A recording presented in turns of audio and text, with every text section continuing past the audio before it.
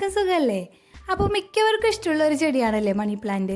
Gardening തുടങ്ങുമ്പോൾ തന്നെ എല്ലാവരും കളക്ട് ചെയ്ത് തുടങ്ങുന്ന ഒരു ചെടിയാണിത്. ഇത് ഇഷ്ടമില്ലാത്തവർ വളരെ കുറവായിരിക്കും. അതുപോലെ തന്നെ ഇതിൻ്റെ ഒരുപാട് വെറൈറ്റീസും ഉണ്ട്. അപ്പോൾ ഇതെല്ലാവരും പല രീതിയിൽ അറേഞ്ച് ചെയ്യണ കാണാറുണ്ട്. വെള്ളത്തിലും അത്യാവശ്യം നല്ല രീതിയിൽ വളരുന്ന ചെടിയാണ് നമ്മുടെ മണി പ്ലാന്റ് അഥവാ പോത്തോസ്.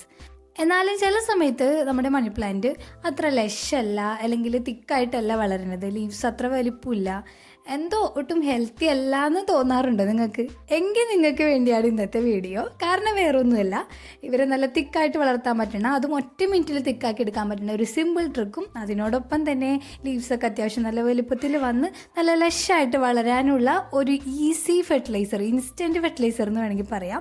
അതും കൂടി നമ്മുടെ വീട്ടിലുള്ള സാധനങ്ങൾ വെച്ച് മാത്രം ഉണ്ടാക്കാൻ പറ്റുന്ന, അധികം കോസ്റ്റൊന്നും ഇല്ലാത്ത ഒരു ഫെർട്ടിലൈസറും കൂടിയാണ് നമ്മൾ ഇന്നത്തെ വീഡിയോയിൽ കാണിക്കാൻ പോകുന്നത്. അപ്പം നമുക്ക് നേരെ വീഡിയോയിലോട്ട് പോകാം.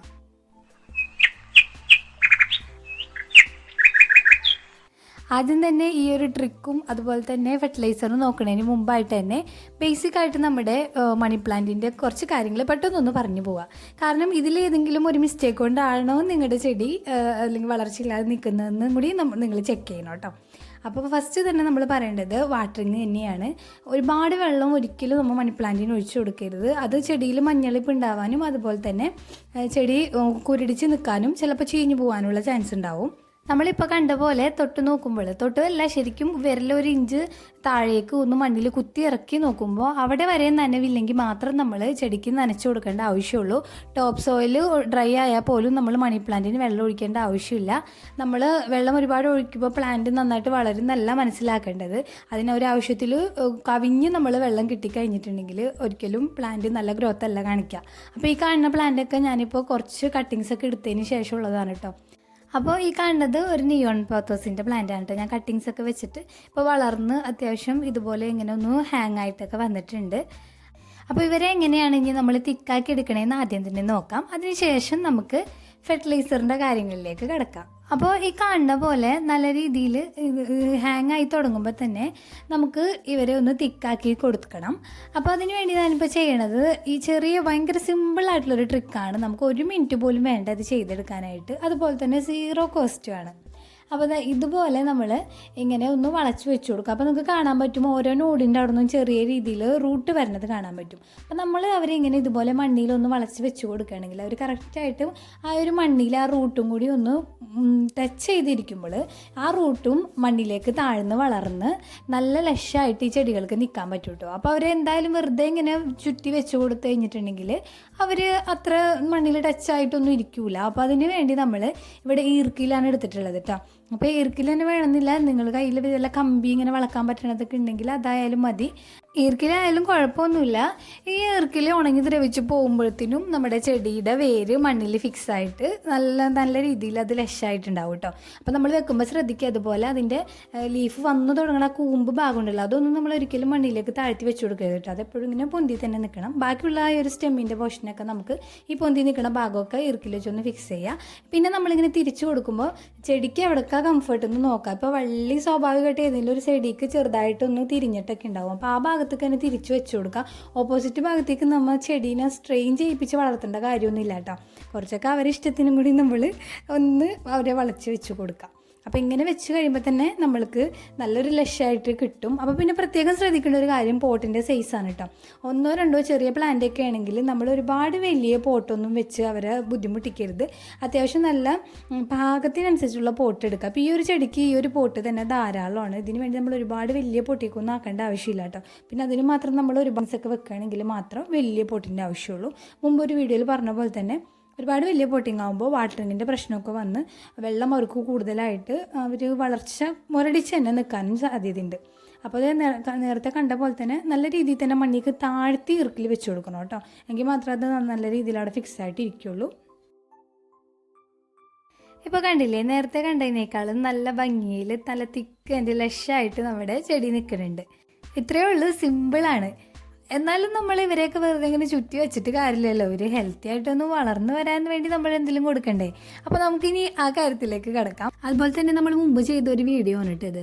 ഇതിലും ഞാൻ മണി പ്ലാന്റിന് പറ്റിയിട്ടുള്ള ഫെർട്ടിലൈസർ, ഒരു 0 കോസ്റ്റിൽ ഉണ്ടാക്കാൻ പറ്റുന്ന ഫെർട്ടിലൈസറൊക്കെ കാണിച്ചിട്ടുണ്ടായിരുന്നു. അപ്പോൾ കണ്ടിട്ടില്ലാത്തവർ അതും കൂടി നോക്കിക്കോളുക, നല്ലതാണ്. അതുപോലെ തന്നെ മുട്ടത്തോട് വെറുതെ പൊടിച്ചിട്ട് കൊടുക്കണമെന്ന് നല്ലതാണ് കേട്ടോ. അതുപോലെ നമ്മൾ വീട്ടിലുണ്ടാക്കണ കമ്പോസ്റ്റ് കാര്യങ്ങളൊക്കെ തന്നെയാണ് ഞാൻ ഇതിന് മെയിനായിട്ട് കൊടുക്കുന്ന വളങ്ങൾ. അതുപോലെ തന്നെ നമ്മൾ ഒരു 15 ദിവസം ഗ്യാപ്പിൽ കൊടുക്കാൻ പറ്റുന്ന ഒരു അടിപൊളി ഫെർട്ടിലൈസർ നമുക്ക് വീട്ടിലുണ്ടാക്കിയെടുക്കാൻ പറ്റും. അപ്പോൾ അതാണ് നമ്മൾ അടുത്തതായിട്ട് ഉണ്ടാക്കാൻ പോണത്. അപ്പോൾ ഇതിന് നമുക്ക് പ്രത്യേകിച്ച് വേറെ ചിലവൊന്നുമില്ല, വീട്ടിലുള്ള സാധനങ്ങൾ വെച്ച് തന്നെ ഉണ്ടാക്കണത്. അപ്പോൾ നമുക്ക് നേരെ അതെങ്ങനെ ഉണ്ടാക്കണമെന്ന് നോക്കാം അല്ലേ. അപ്പോൾ ഇതിലേക്ക് വേണ്ടി ആദ്യം തന്നെ ഞാൻ എടുക്കുന്നത് 1 ടീസ്പൂൺ കാപ്പിപ്പൊടിയാണ് കേട്ടോ. ഇതിൽ nitrogen, calcium, phosphorus, potassium, magnesium ഇതെല്ലാം നല്ല രീതിയിൽ അടങ്ങിയിട്ടുണ്ട് കേട്ടോ. ഇതിന് ശേഷം അറിയാത്തവർക്ക് വേണ്ടി നമ്മുടെ ചെടികൾക്ക് ഏതൊക്കെ എലമെൻറ്റ്സ് ആവശ്യമുണ്ടെന്നും കൂടി പറഞ്ഞു തരാം കേട്ടോ. അതുപോലെ തന്നെ നമ്മൾ രണ്ടാമത് ചേർത്ത് കൊടുക്കുന്നത് 1 ടീസ്പൂൺ ചായപ്പൊടിയാണ്. ഇത് മണ്ണിൽ മഗ്നീഷ്യം, കാൽസ്യം, ഫോസ്ഫറസ്, അതുപോലെ സൾഫേറ്റ്, ക്ലോറൈഡ് ഇതിൻ്റെയൊക്കെ കോൺസെൻട്രേഷൻ കൂട്ടാൻ ഹെൽപ്പ് ചെയ്യും. അടുത്ത് നമ്മൾ ചേർത്ത് കൊടുക്കുന്നത് 1 ടീസ്പൂൺ ചാരമാണ്. ചാരം എടുക്കുമ്പോൾ പ്രത്യേകം ശ്രദ്ധിക്കുക, വുഡ് ആഷ് തന്നെ എടുക്കാൻ ശ്രദ്ധിക്കുക. അതായത് നമ്മൾ നല്ല വിറക് തടിയൊക്കെ കത്തിച്ചിട്ടുള്ള ചാരം എടുക്കാൻ ശ്രദ്ധിക്കുക കേട്ടോ. പേപ്പർ, അതുപോലെ കരിയില അങ്ങനെയുള്ള സാധനങ്ങൾ കത്തിച്ചിട്ടുള്ള ചാരണത്തിനേക്കാൾ നല്ലത് എപ്പോഴും മരത്തിൻ്റെ വിറകൊക്കെ കത്തിച്ചിട്ടുള്ള നോർമൽ ചാരം ഉണ്ടല്ലോ, അത് എടുക്കുന്നതായിരിക്കും നല്ലത്. അപ്പോൾ ഇത് മൂന്നുമാണ് നമ്മളിതിലേക്ക് ഡ്രൈ ഇൻഗ്രീഡിയൻസ് ആയിട്ട് മിക്സ് ചെയ്തിട്ടുള്ളത് കേട്ടോ. നമ്മൾ ഈ കേക്കൊക്കെ ഉണ്ടാക്കുമ്പോൾ പറയണ പോലെ ഇത് മൂന്നും കൂടി ഇനിയിപ്പോൾ നമ്മൾ നന്നായിട്ട് മിക്സ് ചെയ്തെടുക്കുകയാണ്. പ്രത്യേകിച്ചൊന്നുമില്ല, ഒരേ അളവിൽ തന്നെ. പിന്നെ ഇതെല്ലാം നല്ല ഫൈൻ പൗഡർ ആയിട്ടുള്ളത് കൊണ്ടാണ് നമ്മൾ ആദ്യം തന്നെ ഇത് മിക്സ് ചെയ്യണത്. ഇനിയിപ്പോൾ നമ്മൾ ഇതിലേക്ക് വെള്ളം ഒഴിച്ച് കഴിഞ്ഞിട്ടുണ്ടെങ്കിൽ ആ സമയത്ത് മിക്സ് ചെയ്യൽ ചിലപ്പോൾ നടന്നെന്ന് വരില്ല.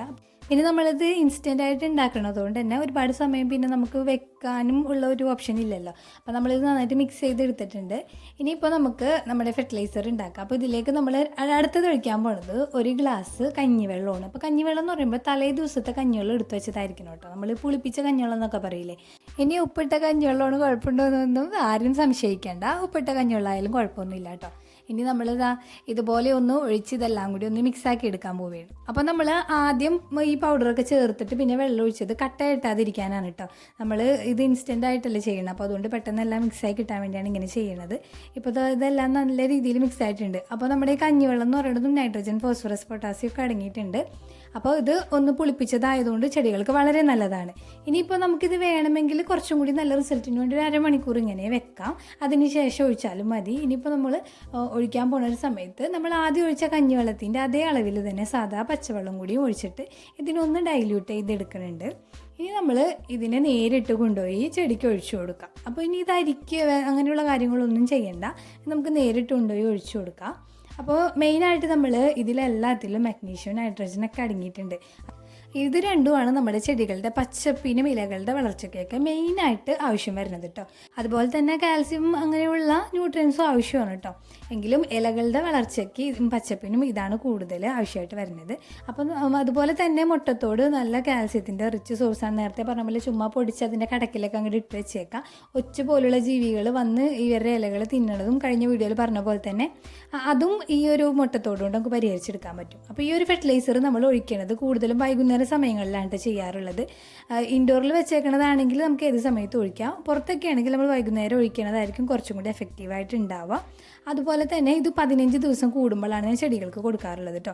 അപ്പോൾ ഇനിയും എൻ്റെ മണി പ്ലാന്റ് ഹെൽത്തി അല്ലാന്നൊന്നും ആരും വിഷമിക്കേണ്ട. ഇപ്പോൾ ഇത് കണ്ടില്ലേ, ഇതൊട്ടും ഒരു ലക്ഷമായിട്ടൊന്നും നിൽക്കാത്ത ഒരു എൻജോയ് പോത്തോസ് ആയിരുന്നു. അപ്പോൾ ഞാൻ എന്താ ഇതുപോലെ ഇങ്ങനെ ഇറുക്കിൽ വെച്ചിട്ട് ഇങ്ങനെ ചുറ്റി വെച്ചതേ ഉള്ളൂ കേട്ടോ. ഈ വീഡിയോ എടുത്ത് ആ ദിവസം തന്നെ വെച്ചിട്ടുള്ളൂ. അതാണ് ഇങ്ങനെ നിൽക്കുന്നത്. ഒന്ന് ലൈറ്റ് വരുമ്പോഴേക്കും അവർ ലൈറ്റിൻ്റെ ഡയറക്ഷനിലേക്കൊക്കെ ഒന്ന് എഴുന്നേറ്റ് നിന്ന് നല്ല ഉഷാറായിക്കോളൂ കേട്ടോ. അപ്പോൾ ഇവർക്കും ഞാൻ ഈ ഒരു ഫെർട്ടിലൈസർ തന്നെയാണ് ഒഴിച്ചു കൊടുക്കുന്നത്.